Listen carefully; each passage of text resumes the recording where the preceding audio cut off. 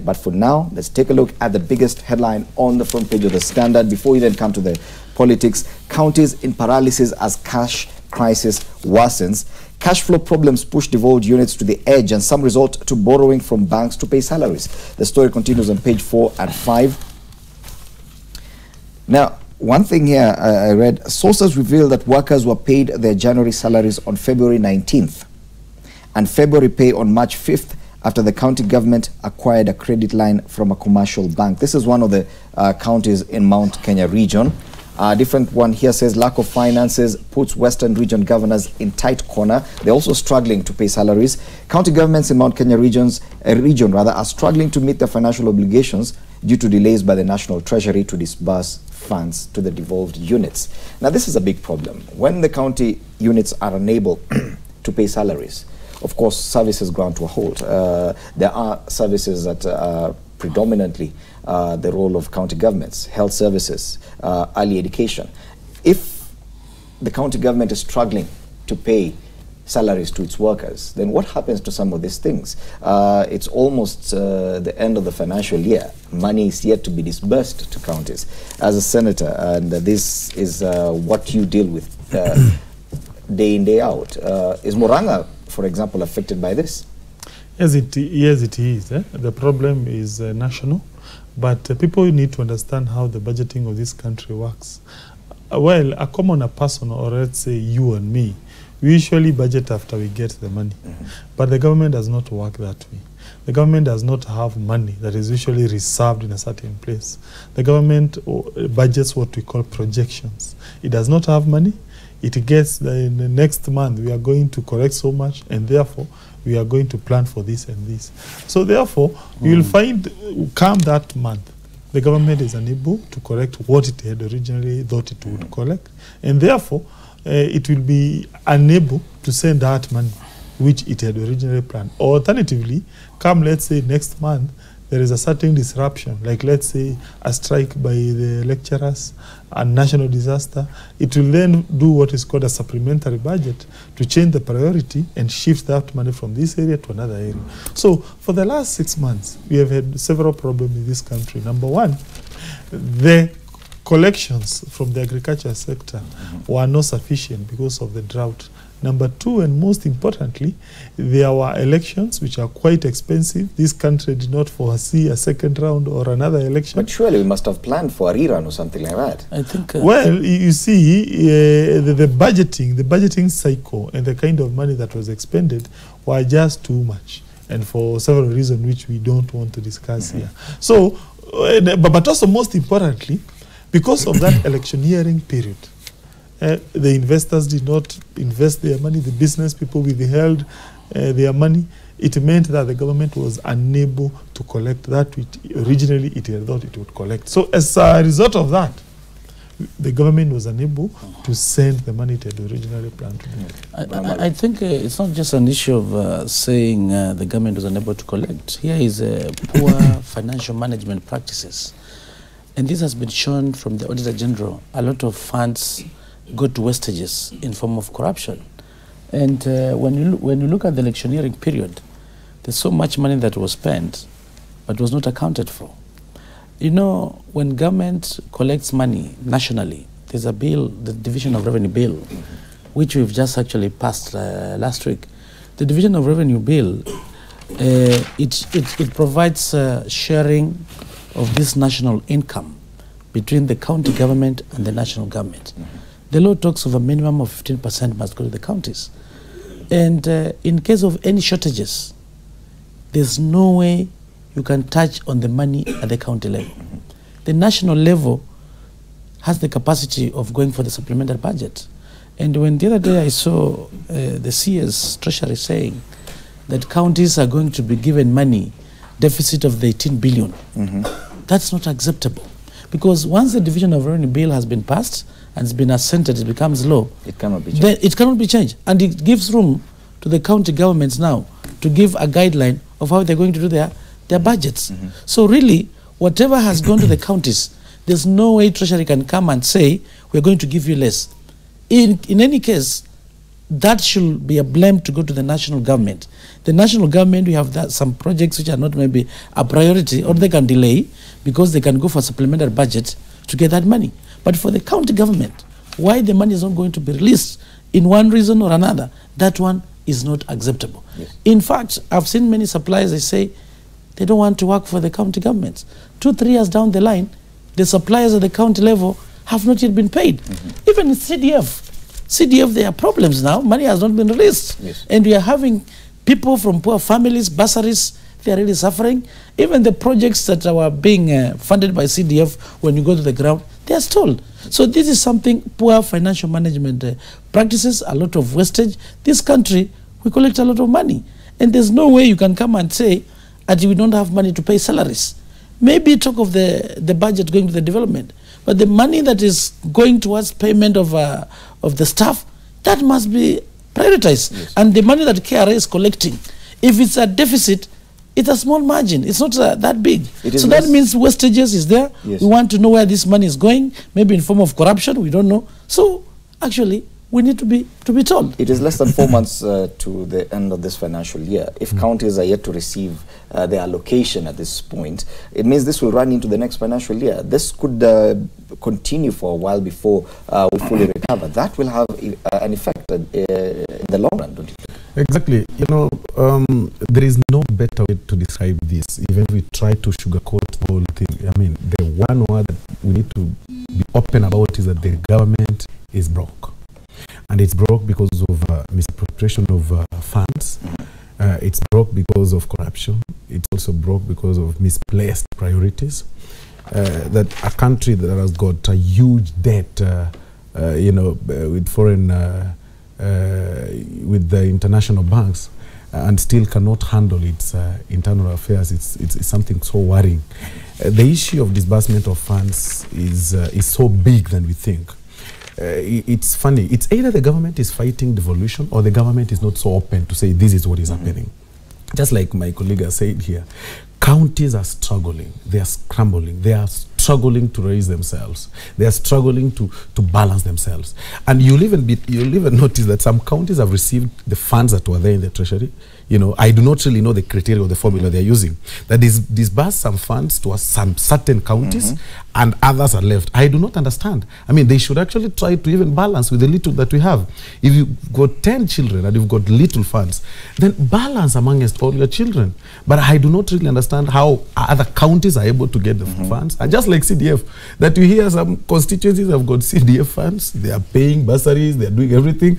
And yours, like mine, is not having. I mean, we can't move. And in Kericho, parents, there's a headline on page 5 of the Standard. Parents' agony as county fails to fulfill bursary pledges. It's actually affecting people directly. You see what is happening is that the common Mwananchi does not understand that funds have not been disbursed, and government does not come out so clear and openly, and you know, they are always defensive. They try to you know, they try to undermine the leadership of the counties when they have issues. They can't openly say that we haven't disbursed these funds to the counties, and the counties are really struggling. They can't really operate within the collection of the revenues within the county, which is so meager to run the counties. Well, and as you respond to that, yes, now some of these counties are forced to go to commercial banks.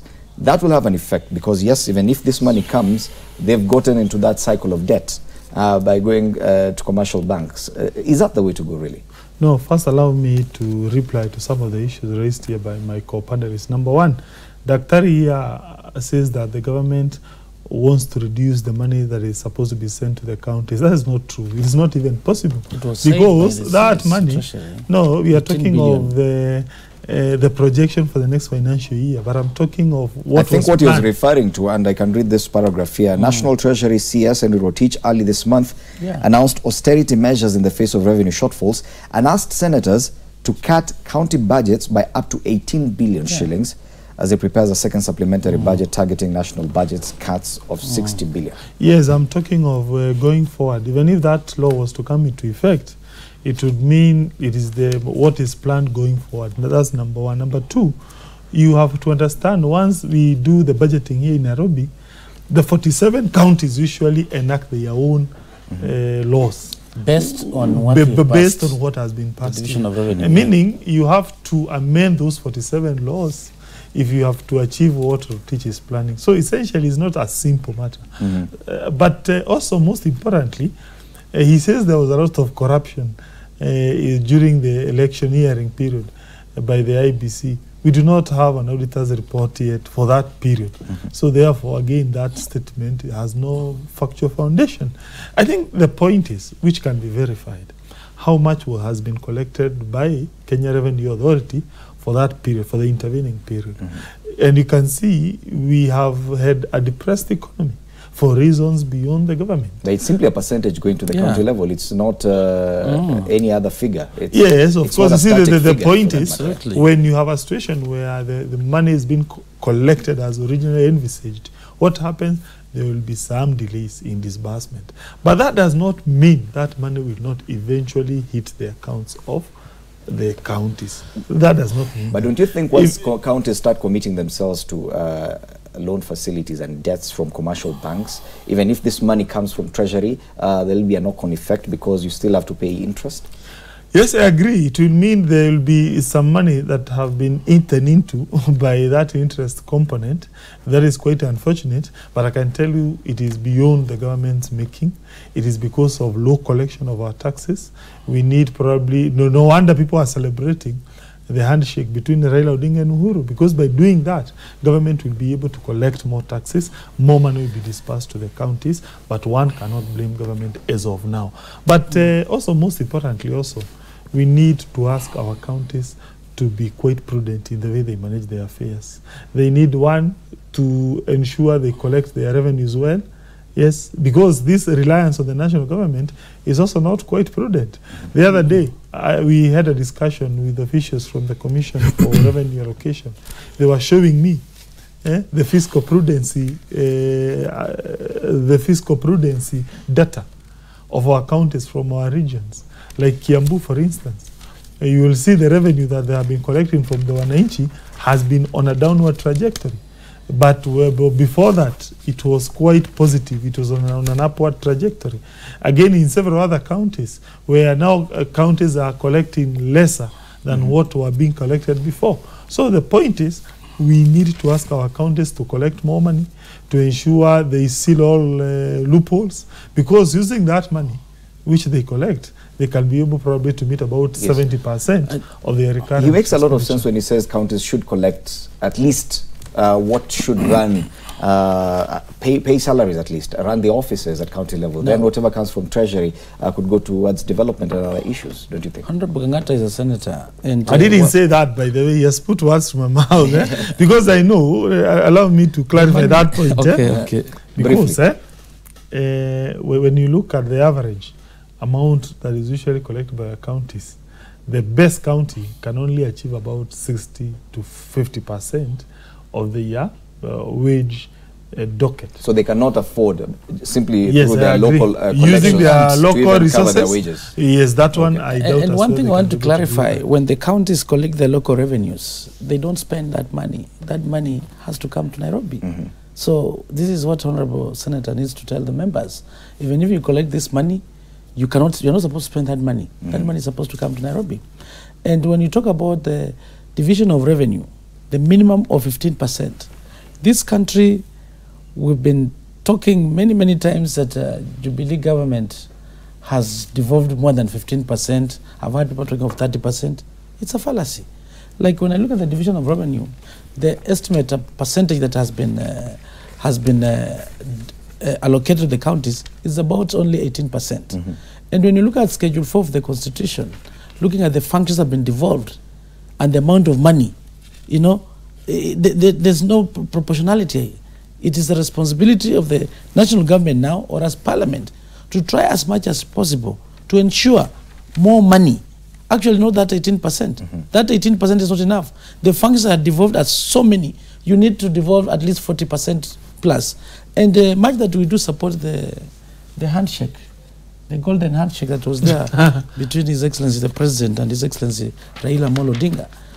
We do support that, and we hope as we go and do things in a bipartisan manner, we want to strive and make sure that at least more money is going to be devolved so that we increase that percentage. And that does not mean when we are cooperating with the Jubilee, we don't oversight them. We must provide direction where they've gone wrong. For instance, the wastages. It is very shameful. It's a responsibility of the government to ensure that there's stability on financial management practices. I'll go back to, if you allow me, the Kibaki government.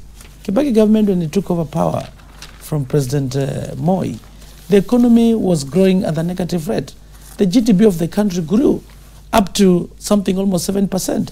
And President Kibaki, when you look at his borrowing policy, and I keep on saying, what Jubilee has borrowed, it is even much less than what President Moi borrowed. Much more. What Kibaki, much more. Yes. They've borrowed much more. Kibaki borrowed very, very little amount of money.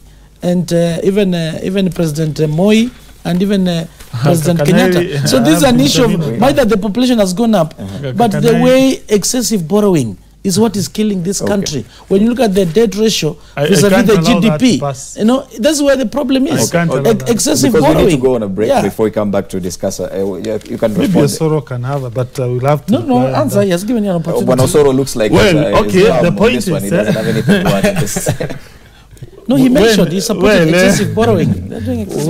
Well, as to one, there is a simple accounting principle or expression where we say assets are equal to a capital plus liabilities, meaning that which you have is usually funded either by your own money, your capital, or liability. The idea is you must always borrow if you want to become rich. That's number one.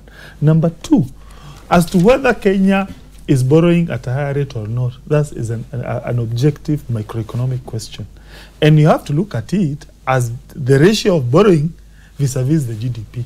And as of now, I can tell you, when you compare ourselves with several other jurisdictions, we are way below our borrowing capacity limit. Despite the fact that IMF in fact, IMF, it is there. The GDP ratio, the debt. What is the ratio? GDP, what is the ratio? It is 4 point something. Let's hold it there. Let's hold that discussion. Let's take a break. When we come back, we'll continue this discussion plus some politics. Remember, the Senate, NASA Senate Parliamentary Group is meeting this morning to actually elect a leader of minority. What will happen to a Ford Kenya Party leader, Moses Wetangula? We'll be discussing that after the break.